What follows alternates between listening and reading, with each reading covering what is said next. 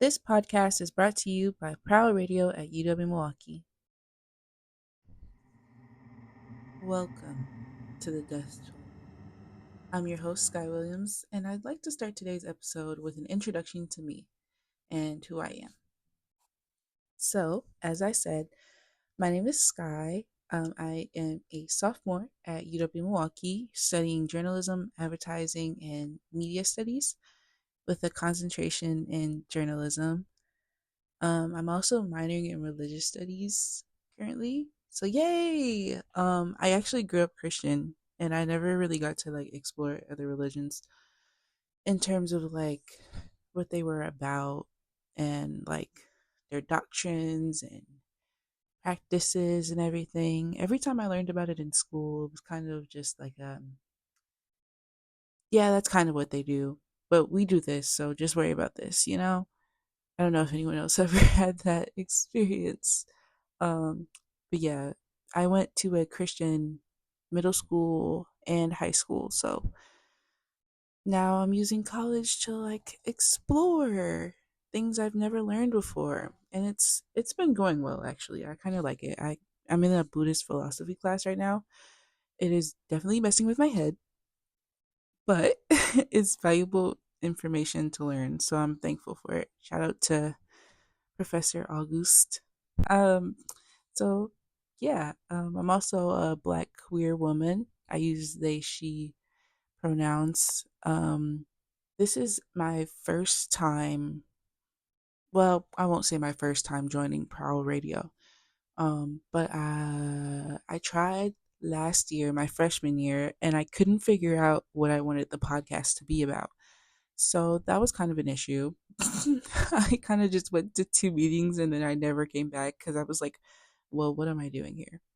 I'm not like, I'm just here. But this semester, I finally decided what I wanted to do. And, Death Toll seems like a fun concept, really. Well, I shouldn't say fun. This is about death, but it's something that doesn't feel too generic. It's something I'm very interested in, but it's not also like too much. I want to say like I'm doing this monthly. These episodes will be coming out monthly. This episode was actually supposed to come out in February, but life happens. So yeah. Um, but yeah, so I'm currently the only active podcast for Prowl. Um, Shout out to Ethan, by the way. Hi. He's really helpful in getting it started. So if you want to start a podcast for Prowl, please do. Please come to a meeting. I'm sure they would love to have you. I wanted to promote my research project here at UW Milwaukee too, called Wisconsin Can. We have a Instagram that I will link in the description. It's at Wisconsin underscore can, CAN, and it's a digital archive focused on social justice movements here in Wisconsin. We're really just getting started. We don't have a website anymore. We used to have a website, but something happened to it and I don't know how to fix it. So we're working on that for next semester, most likely, or over the summer. We'll see what happens. But yeah, so follow us on Instagram if you're interested in that type of thing. We're also going to have a meeting in April, most likely, to see who's interested in everything. And I will post that on my Instagram. So yeah. I also wanted to talk about why I wanted to do this podcast because, like I said before, like I wanted to do a podcast freshman year and couldn't figure out what I wanted it to be about. This year I figured it out, and I was just really like thinking. I was like, what do I like? Like what? What interests me? Like what's on my mind more often than not? And at first I was like, okay, maybe I could do like a book review podcast. No, I don't read fast enough for that. The episodes would come out like four times a year. I don't read very fast. I'm currently reading Asada by Asada Shakur. her autobiography, and I'm on page 112, I think. It's so interesting, and it's like I love her writing, and rest in peace. But I'm really enjoying the book so far. It's really not informational. So yeah, read that if you can. Anyways, like I said, I wanted to do this podcast because I was thinking about like things that I'm interested in, and the first thing that came to mind was like cult, like occult things. I love religion. Like it's just become an obsession after high school. I don't know what happened, but I've been interested in that sort of thing. So I was like, okay, maybe I don't want to do it just about cults though, because it's very saturated in the media, I guess, in the sense that like a lot of people know about them. Like people know about Jonestown, people know about the Branch Davidians and everything. So I could like broaden this out. Like I think about death a lot. Crazy to say, but I wake up and I think about death a lot. Sometimes, like a lot of the time, actually, whenever I have a dream, there's death in it some sort of way. Whether it's me, it's mostly me. Mostly I die in my dreams, but sometimes I have dreams where other people die, and it's just like, okay, so this is on my mind like 24/7. Like I'm like, what if I get into a car crash on my way to school today? What like what? Like it's just so crazy to think about. So I was like, hmm, that could be a podcast. So here we are, you know? Anyways, I also wanted to talk about the process of selecting who I talk about on here really fast. So usually, I actually have 5 episodes planned out already and lined up. And I found each of these cases on YouTube, through YouTube videos and like craziest deaths, um, 10 crazy deaths that you've never heard about. So those videos, everybody's watched those videos at least once. So I found a few of these cases through those. Other times I was just like browsing Wikipedia, and have you guys ever done like wiki roulette? That's so interesting. Like that's so interesting. You should do wiki roulette if you can. But sometimes I just find these on Wikipedia and Reddit. Reddit, oh my god. Reddit will give you all the details that you don't need to know. So that's usually like the place that I find these stories. And I think about which have stuck with me for the longest. Like I'll forget a few. Um but the ones that I currently have planned have been on my mind for at least a month or so. Like a few of these I learned about like 2 years ago, 1 year ago. This episode, Clairvius, I've learned this story like 2 months ago at this point, and it was still in my head, and I was like, wow, what? And so yeah, I'm like, okay, yeah, these are the ones that I'm gonna do. The ones that stick with me, I'm gonna do because they're really interesting, and hopefully other people would also be interested in them, and hopefully you're interested in them because you're here listening. Um, so yeah. Whoa. Okay, that's loud. Okay. Okay. It seems like our toll has risen. So let's find out what happened.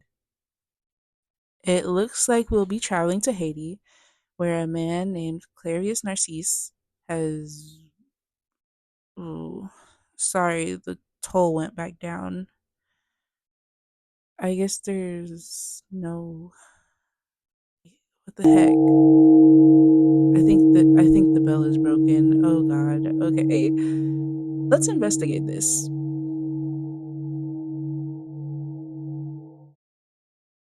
Zombies. Defined as willless and speechless humans said to have died and been supernaturally reanimated, courtesy of Merriam Webster, zombies hold a special spot in modern pop culture. I personally knew what a zombie was when I was 8 years old. There was this Rotten Apple book. I don't know if anyone knows. like the Rotten Apple series or book. I don't even know who made them, but there was this book I read called Drop Dead Gorgeous.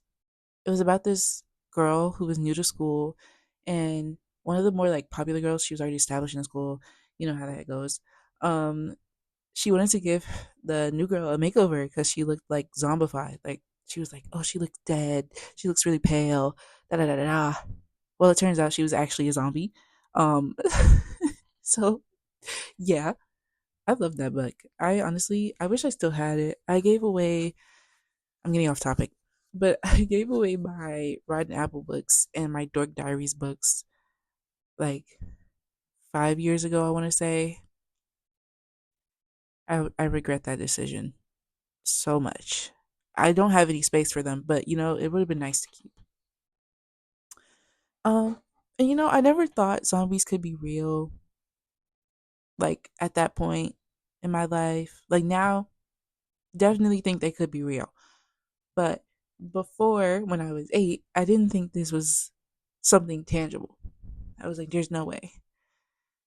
Like, what do you mean someone could be just like waddling around at snail pace trying to eat some brains and bite people, and they could just make more people like that by biting them? Like, but that's almost the case with our subject of today, Clairvius Narcisse. Topic 1. Who was Clairvius Narcisse?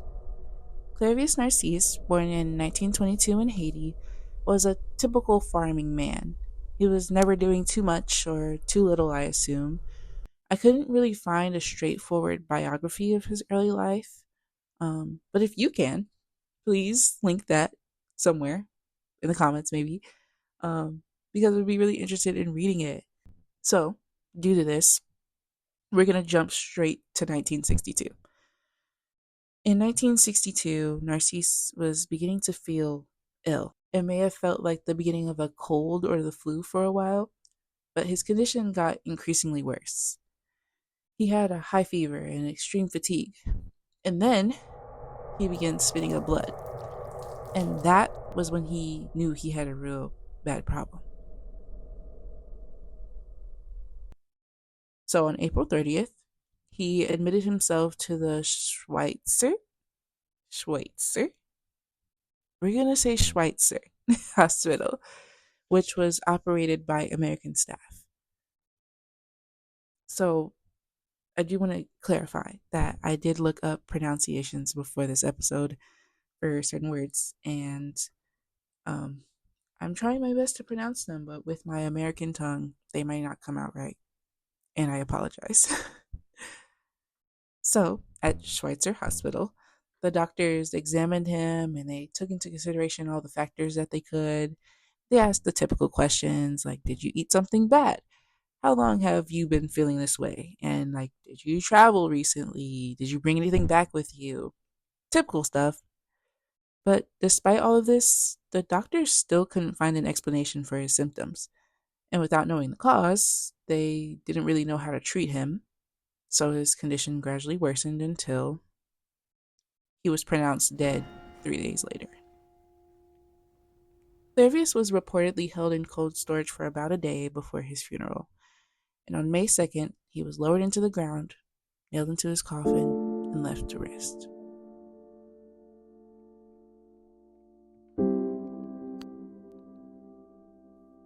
Until 18 years later, a market is bustling in Leicester, Haiti. Now, markets aren't anything abnormal anywhere. What is abnormal is a man walking up to Angelina Narcisse, and that man looking exactly like her brother. Of course, Angelina isn't gonna automatically assume this is her brother. Like, why would she? She witnessed him being buried and his coffin being covered with dirt. How could this ever be him? So naturally, she is a skeptic of this guy until he starts saying things only her brother could possibly know. For example, his childhood nickname that only intimate family members used. Obviously, now everyone's asking questions. How the heck are you alive? So, this is what Clairvius tells people. This is paraphrased, so these aren't like quoted words. He didn't speak like this, obviously. I was never dead.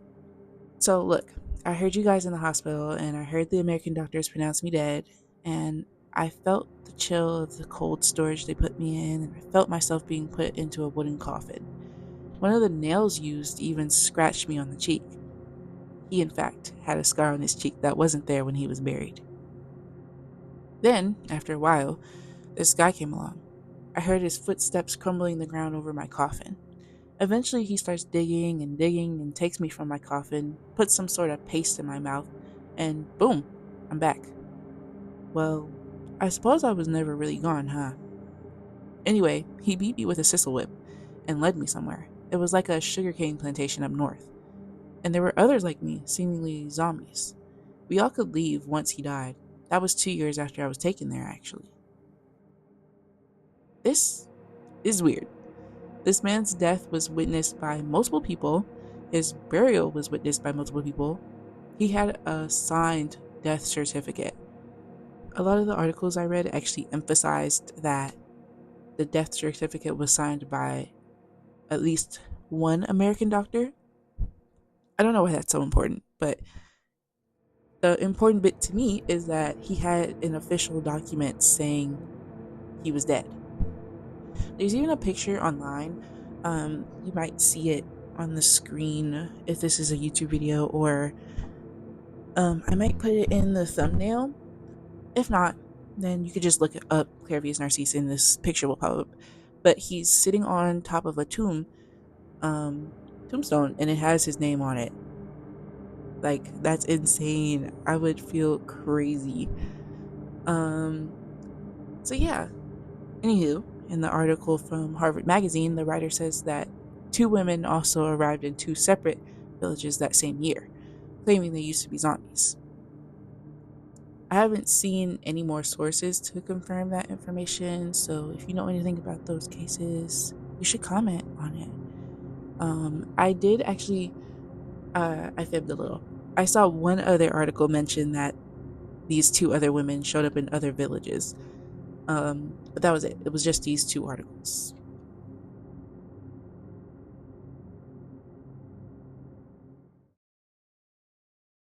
So I think this is a good time to talk about the history of zombies. See, zombies weren't originally thought to be the flesh eating, decaying, sluggish corpses that we see in modern media today. Often they're portrayed to be reawakened from the dead with an appetite for the living. But that's not exactly what they are in Haitian folklore. The word zombie seems to have come from West Africa, and the practice of voodoo traveled and evolved with enslaved people. So, like I said, in Haitian folklore, zombies aren't the flesh eating monstrous images of people we see on screen, but they look like just like anyone else, really. Maybe they're walking a little slower and they seem out of it. They don't respond like they normally would, or maybe they don't respond at all. Um, but they're not as monstrous. I keep using the same words, but they seem so scary in like modern media, like movies and everything. Like we have the Walking Dead TV series, that's terrifying. And then we have The Last of Us. I know those aren't technically zombie. They're like zombies, okay? They're I don't know. Those are really scary ones. I don't know. Um I never played the game, but I should actually. Now that I think about it. But yeah. Anyway, there's actually some beautiful artwork from Wilson Begod. He's a Haitian artist. And there's a piece he has called Zombie, Zonbi. And it depicts a voodoo practitioner walking away with three corpses tied up, like with ropes. Um, Presumably, he's going to make them do some work for him. Um, it's really beautiful, though. The colors are gorgeous, and I really love the way that it's done. I'm not gonna generalize and say everyone in Haiti or everyone who practices voodoo believes in zombies. Like, there's no way to prove that. I don't think you'd have to go to everyone on the island and everyone of Haitian descent and be like, "Hey, do you believe in zombies? And are they like this, and that?" Um, but the sources I read say that people fear becoming them more than they fear interacting with one. which I think would make sense, especially given their nature in the folklore. Um, I would be way more scared if they were originally like the ones in The Walking Dead. I'll also, of course, link the sources that I used to create this episode in the description.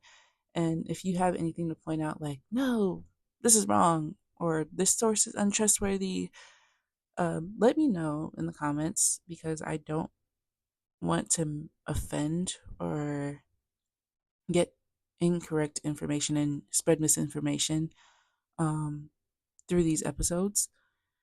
Death is a sensitive topic, so um, I do want to be respectful in talking about what happens and the origins of certain things. So yeah, just let me know if you catch something like that, and I will do my best to fix it, either like editing the episode again or adding a disclaimer. Yeah, anything like that.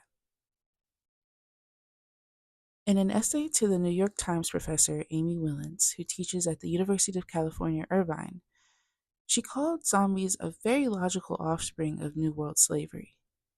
Suicide could be an escape from the horrors of slavery and the life it made people live. But what if someone brought you back? If you were to reanimate, you'd be stuck here, unable to rejoin your ancestors forever.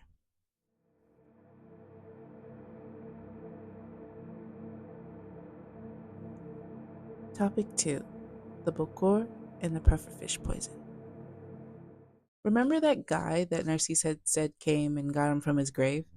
Well, he didn't actually say this guy. He was talking about a voodoo priest, otherwise known as a Bokor. A Bokor is a high practitioner of voodoo. Now, I don't know the ins and outs of the practices and beliefs in voodoo, so by no means will I comment on the morality of like anything like that because I don't know. This is not my bag yet. That's why I'm in religious studies classes because I want to learn about this type of stuff. This is interesting stuff. Uh, but yeah, I want to learn more about religions and practices that came out of Africa because I was never taught that stuff. I was just always exposed to it as like it being something evil and stuff not to mess like something not to mess with, basically. Um so yeah, I never really learned about it.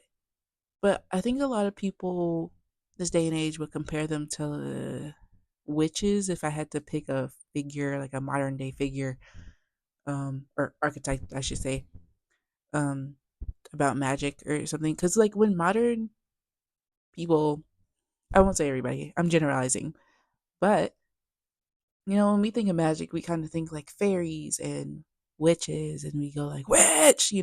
So, anywho.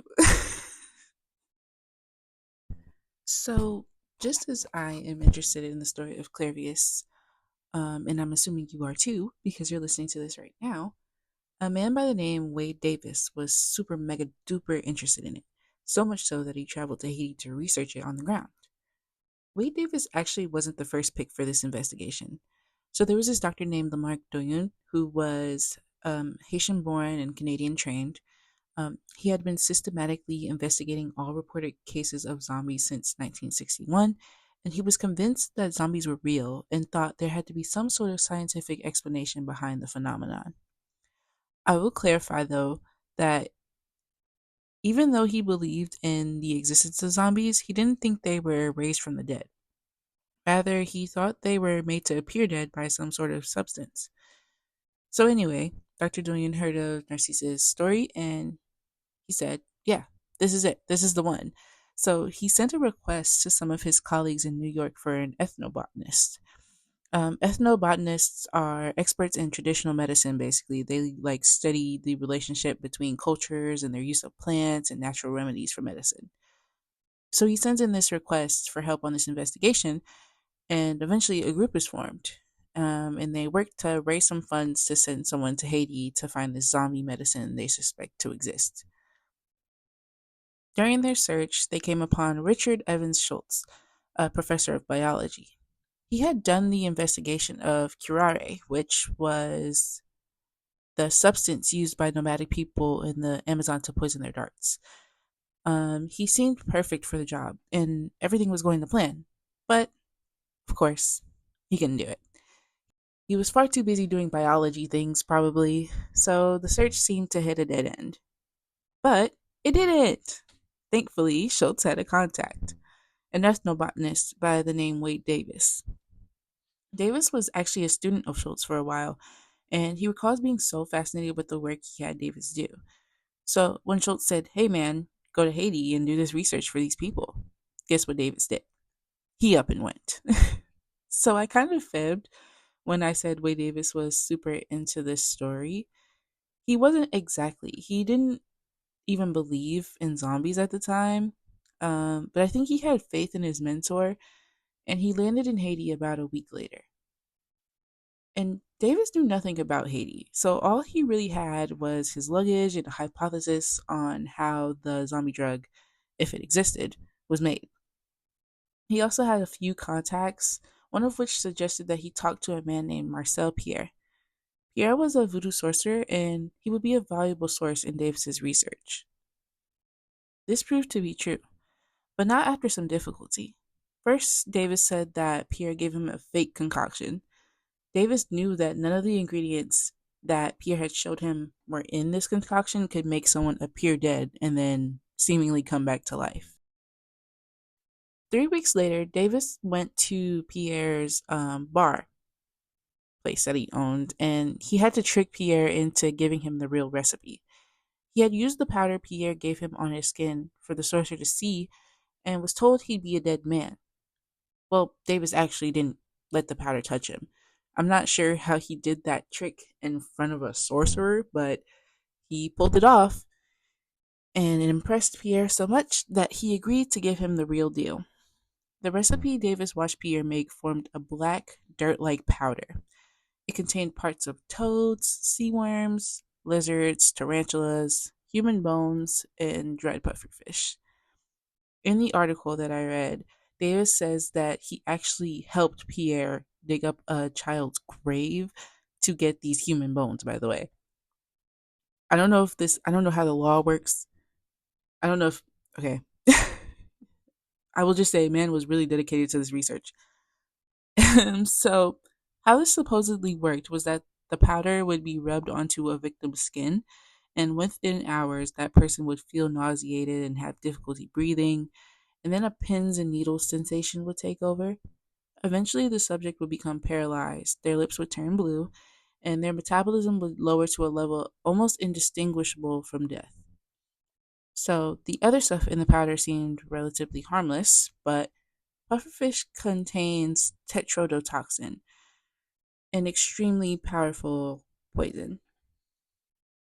I remember watching videos on YouTube when I was younger of people cooking pufferfish and like talking about the preparation process and how tedious it has to be and how correct it has to be.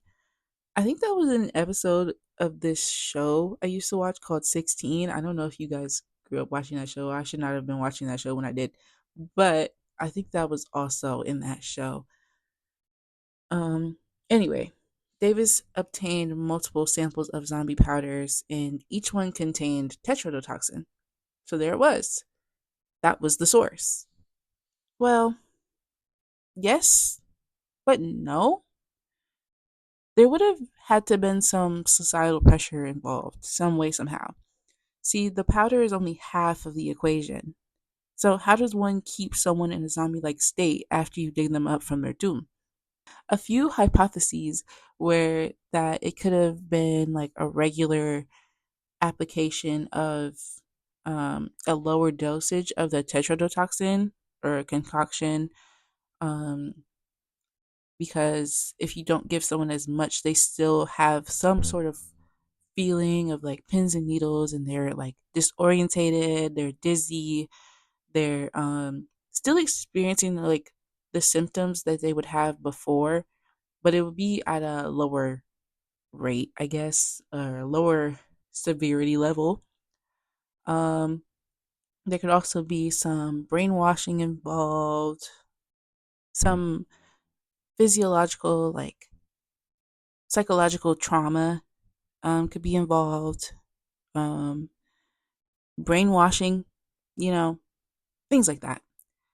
I'm sure the method differs for everyone that collects zombies like Pokemon. Um, but yeah, the poison is only half the story, is what I'm basically trying to say. And we don't really know how this poison would have got on Narcisse. He never mentions it. He may have very well forgot because he basically almost died for 3 days. Of course, there are many skeptics of Narcisse's story and Davis's research because, of course, there are. Also, we never really got like a solid explanation on how the poison was administered to Narcisse in the first place. Like, had he drunk it? Who gave it to him? Davis's research says that the poison itself puts people into the coma-like, death-like state. So there's no like outside influence. I don't think. Like, I don't think there was a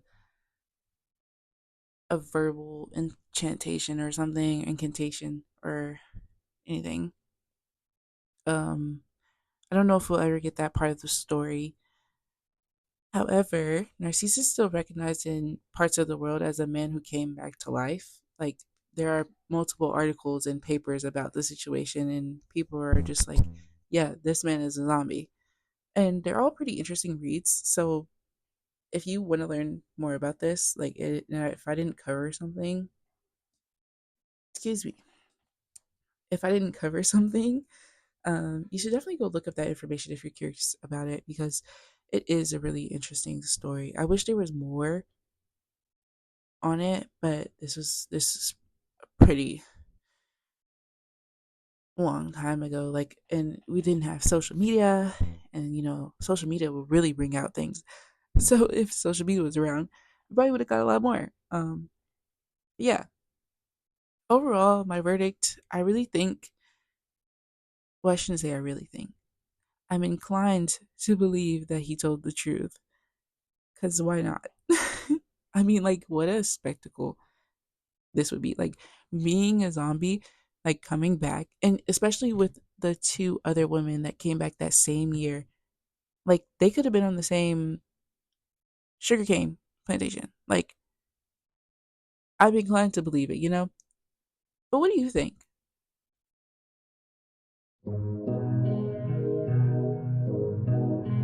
All right. And now it's time for And the People Say. And the People Say is a segment I want to have on Death Toll where I ask people on campus or just people that I know what they think about the topic of today's episode. This time, I asked some people on campus what they thought about zombies. Specifically, A, do they believe in zombies and why? And B, would they ever want to come back to life as a supernatural creature like a zombie or a vampire? Today we actually only have one submission. Shout out to Franklin, who is our first and only person to say. Franklin is actually a officer for Prowl Radio. He's one of the OGs. And yeah, here he is. Hello, my name is Franklin. The question here I've got: do you believe in zombies? I don't think I do, and I don't because I think it would be far more likely for somebody to come back as like a ghost. I think that introducing a physical form makes it a whole lot less likely. I think it's far more likely for somebody to come back in a like invisible corporeal form, that sort of thing. So no, I do not believe in zombies. Would you ever want to come back to life as a supernatural creature? Um, yes, I think being a vampire would be kind of rad, but I would like to add the caveat that I wouldn't want to do it alone. If there was a community of vampires that I could join and hang out with, I think that would be a lot more. I would like that a lot better than if I was to be the only vampire.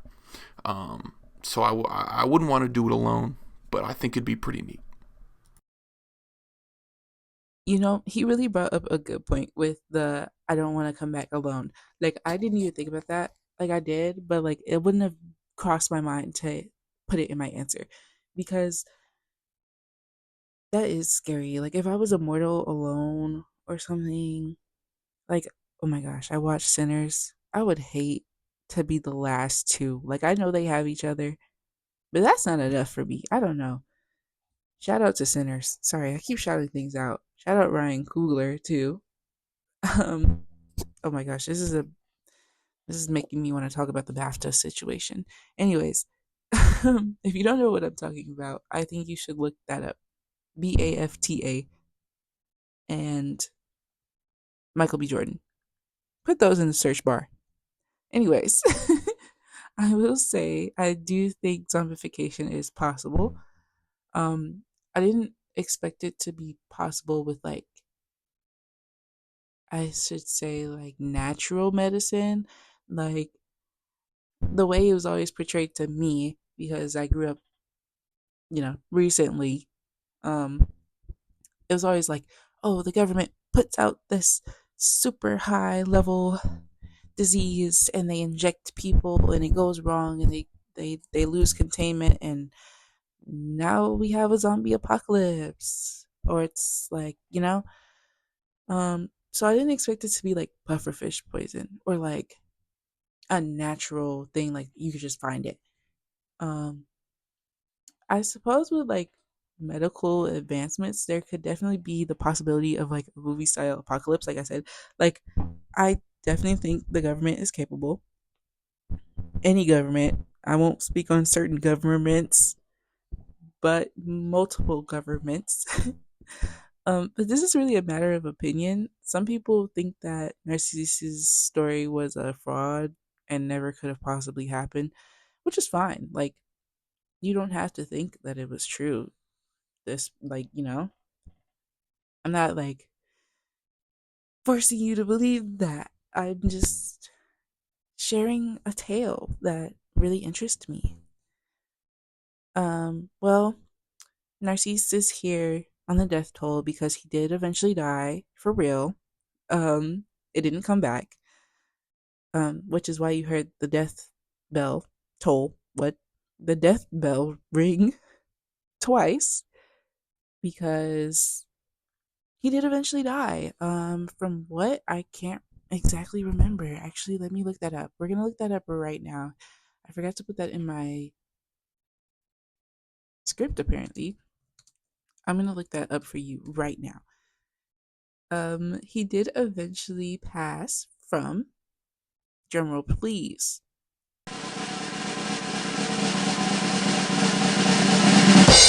Scratch that. I can't find it. Every time I look up cause of death, it's just he came back as a zombie. So, yeah. Let me know if you find that. Comment below if you found what he died from later on. That's all for the show today. If you have any deaths that you'd like me to talk about, please comment below and make sure you like and subscribe and let me know your thoughts on today's episode. I also wanted to real quick say again, if you go to UW Milwaukee, please consider joining Prowl Radio and you could be a DJ, you could just play music, or you could do a podcast like I'm doing right now. Um, so yeah, consider it. It's very like work on your own schedule type of thing. The officers are all really nice. Everyone in the club is really nice.